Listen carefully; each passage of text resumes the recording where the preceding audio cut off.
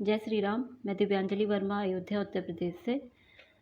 आज भी मैं अपना एक लेख पढ़ने वाली हूँ। ये लेख मैंने 2 जून 2022 को लिखा था। इसका टॉपिक है सपनों का मनोविज्ञान।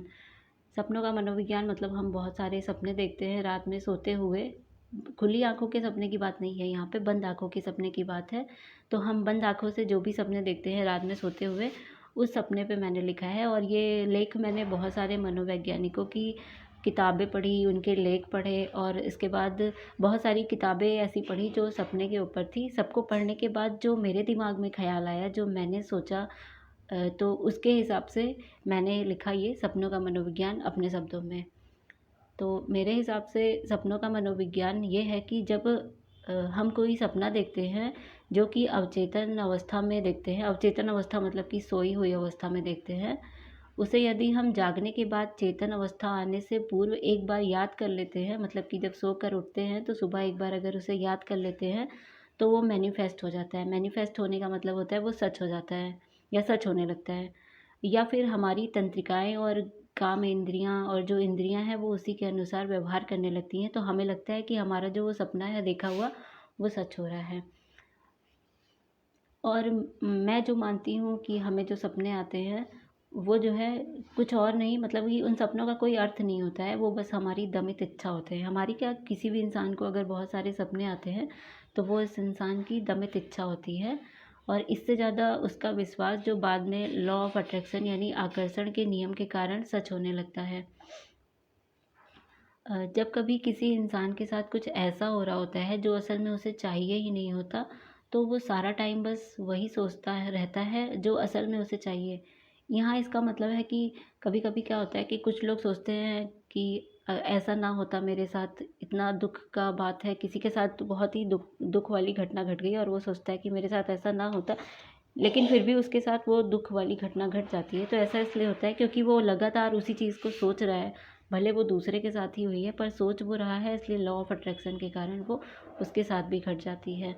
और सोचते सोचते वो चीज़ मन से होते हुए अवचेतन मन में पहुंच जाती है, जो हमें एक सपने के रूप में दिखती है। क्योंकि हमारा अवचेतन मन जो असल में परमात्मा का रूप है, उसे पता है कि जिस शरीर में वो है उसके लिए क्या सही है और क्या गलत है। जो लोग भगवत गीता पढ़ते होंगे और साइकोलॉजी वगैरह पढ़ते होंगे वो ये बात समझ आसानी से समझ जाएंगे। फिर भी मैंने बहुत आसान शब्दों में इसे लिखा है तो समझ में आ जाएगा। और अक्सर देखा जाता है कि जब बड़े बड़े हॉस्पिटल में, यहाँ इंडिया में तो ऐसा नहीं होता है, पर फॉरेन के जो डॉक्टर्स होते हैं वो जब ऑपरेशन करने जाते हैं तो ऑपरेशन करने से पहले वो घर वालों से मिलते हैं पेशेंट के और उनसे कहते हैं कि आप लोग दुआ कीजिए कि ये ठीक हो जाए। और हम अक्सर पिक्चर में भी देखते थे, पुराने टाइम की जो पिक्चरें बनती थी, अब तो ऐसा नहीं होता है, पर पुराने टाइम की पिक्चरों में ज़्यादातर दिखाते थे कि उधर ऑपरेशन शुरू होता है और भगवान, अरे डॉक्टर जो है कह के जाते हैं कि बस भगवान से दुआ करिए ऑपरेशन सही हो। और उसी हॉस्पिटल में एक मंदिर रहता है छोटा, और वहाँ जाके सब लोग दुआ करते रहते हैं और डॉक्टर का ऑपरेशन सफल होता है। तो इसके पीछे भी मनोवैज्ञानिक कारण ही है, पर किसी ने इस पर ध्यान नहीं दिया। तो वो जो है डॉक्टर के द्वारा इस तरह कहने का यही मतलब होता है कि अगर बार बार आप एक ही चीज़ के बारे में सोचेंगे, एक ही चीज़ को मांगेंगे, तो लॉ ऑफ अट्रैक्शन के कारण वो सच होने लगेगी। पर हम लोग सोचते हैं कि उसे भगवान ने किया है। तो डॉक्टर किसी का ऑपरेशन करने से पहले कहते हैं कि दुआ करो ये ठीक हो जाए, और फिर सब मिलकर दुआ करने लगते हैं, मतलब उसके घर वाले जितने भी होते हैं सब दुआ करने लगते हैं और एक ही चीज़ को बार बार सोचते हैं कि वो इंसान ठीक हो जाए, वो इंसान ठीक हो जाए। तो जब काफ़ी ज़्यादा मात्रा में सारे लोग ऐसा सोचते हैं तो वो उनके अवचेतन मन में चली जाती है, और जहाँ से हमें एक सपने के रूप में दिखती है। सपने के रूप में अगर ना भी दिखे जैसे, तो भी वो सच हो जाती है, कि हमने जो दुआ मांगी वो सच हुई। और सोकर उठने के बाद सकारात्मकता इतनी ज़्यादा होती है कि वो सपना मैनिफेस्ट हो जाता है, मतलब कि हर इंसान में, क्योंकि इंसान है तो इंसान का जो मेन गुण है वो उसका पॉजिटिव पॉइंट ही है।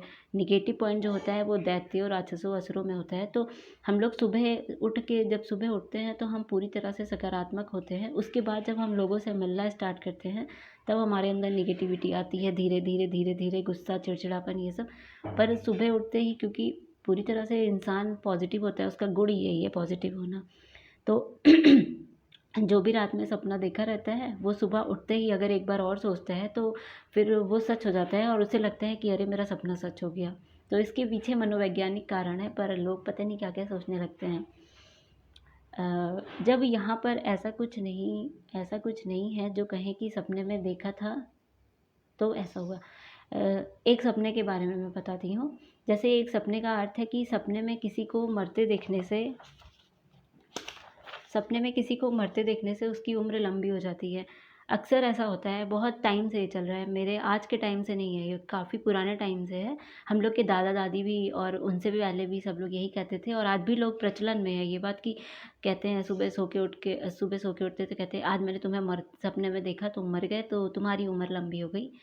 ऐसा कुछ मतलब सच में होता नहीं है, ये बस बेतुकी सी बातें हैं, कहने की बातें हैं।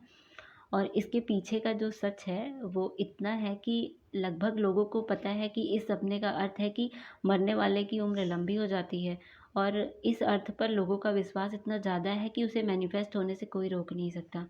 जैसे अभी मैंने बताया था, किसी चीज़ को बार बार सोचते हैं तो वो सच हो जाता है, और अगर उसे ज़्यादा मात्रा में लोग सोचते हैं तो फिर वो ज़्यादा पॉसिबिलिटी होती है वो सच हो जाए। तो इसी तरह ये जो बात लिखी गई है कि किसी को अपने सपने में देखा कि वो मर गया है तो उसकी उम्र लंबी हो जाती है, ये क्योंकि एक विचारधारा, एक सोच है और बहुत ज़्यादा लोगों के मन में ये चलती है, इसलिए ये मैनिफेस्ट होके दूसरों पे लागू होती है। और इसी के बारे में एक और ऐसी धारणा है कि चलो किसी जिंदा इंसान को अगर मरते देखा तो उसकी उम्र लंबी हो जाती है, तो इस पे एक अपवाद है कि अगर मरे हुए इंसान को अपने सपने में दोबारा मरते देखा तो उसका क्या होता है फिर? उसकी भी उम्र लंबी हो जानी चाहिए, उसे भी जिंदा हो जाना चाहिए।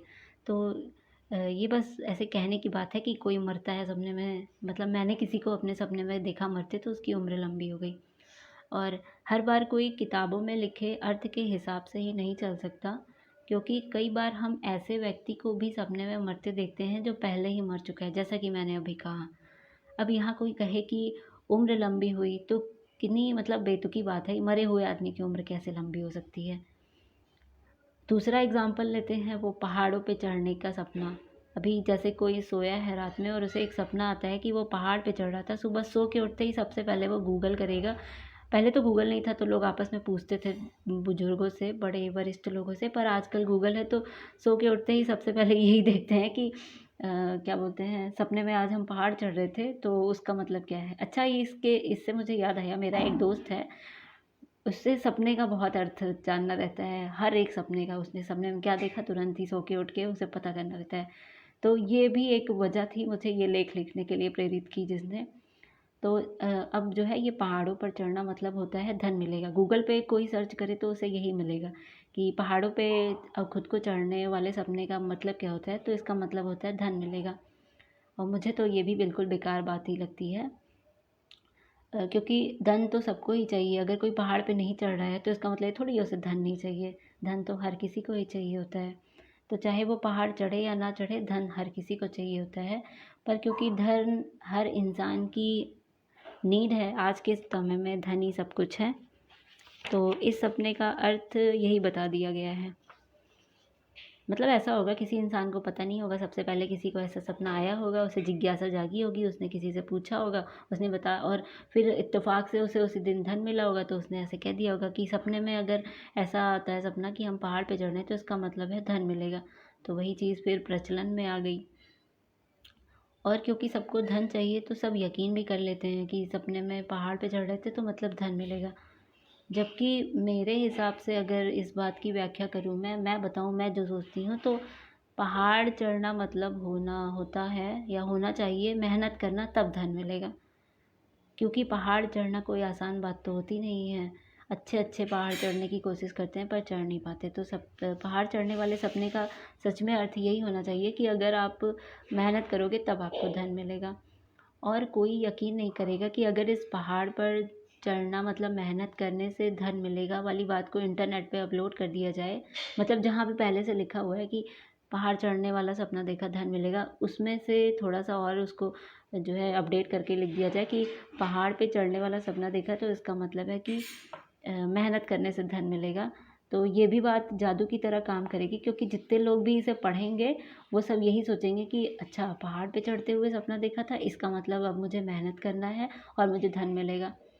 इससे याद आया, एक हम लोगों को एक प्रेरणादायक कहानी बताई जाती है शेर वाली, कि शेर भी जंगल का राजा होता है, लेकिन उसे अपनी खुराक के लिए, अपने खाने के लिए जाके शिकार करना पड़ता है। ऐसा नहीं है कि वो लेटा रहता है और खाना उसके मुंह में ही आ जाता है। इसी तरह ये सपने वाली बात भी है कि अगर आपको पैसा चाहिए या फिर कुछ भी चाहिए ज़िंदगी में, सफलता चाहिए, तो मेहनत करना पड़ेगा। ऐसा थोड़ी है सपना देख लिया और सच हो गया, सब कुछ आ गया अपने आप ही। अ, अब मैं अपने एक सपने के बारे में बताती हूँ। मेरा ये खुद का एक्सपीरियंस है। मैं हमेशा सपने में लाइब्रेरी जाती हूँ। काफ़ी टाइम से ये हो रहा है, करीब 6-7 साल क्या, बहुत टाइम से, 10 साल मान लेते हैं, 10-11 साल। तो मैं हमेशा सपने में देखती हूँ कि मैं लाइब्रेरी गई हूँ और वहाँ मैं किताबों को पढ़ी, और वो किताबें भी नॉर्मल किताबें नहीं होती। वो किताबें भी होती हैं शास्त्र, जो हमारे सनातन धर्म के धर्म ग्रंथ हैं, शास्त्र हैं, उनको पढ़ती हूँ। तो कई बार मैंने इंटरनेट पे इसे खोजा भी कि मुझे हमेशा इस तरह का सपना क्यों आता है। बाकी लोगों को नॉर्मल सपने आते हैं, पर मुझे हमेशा ये लाइब्रेरी में जाके शास्त्रों को पढ़ने का सपना ही क्यों आता है। तो और बहुत सारे लोगों से पूछा भी, तो जितने लोग थे उन्होंने अपने हिसाब से अलग अलग तरीके से बताया। जबकि एक दिन मुझे फिर खुद ये बात महसूस हुई, जब मैंने बहुत सारे मनोवैज्ञानिकों की सपने पे किताब पढ़ी, और बहुत सारे लोगों के लेख पढ़े, और बहुत सारी किताबें ऐसी जो सपने के बारे में व्याख्या करती हैं वो पढ़ी, वीडियोस देखे, यूट्यूब पे वीडियो देखे। तब मुझे लगा, ऐसा महसूस हुआ कि मैं जो है जिन किताबों को पढ़ना चाहती हूँ, जैसा कि मैं शास्त्र पढ़ने में बहुत इंटरेस्ट लेती हूँ, और मैं हर वक्त इन किताबों को पढ़ने का सोचती रहती हूँ कि कभी मेरे पास जो है चारों पुराण होंगे, या सॉरी चारों वेद होंगे, 18 पुराण होंगे, इन सबको मैं इसी जन्म में पढ़ के ख़त्म कर दूँगी।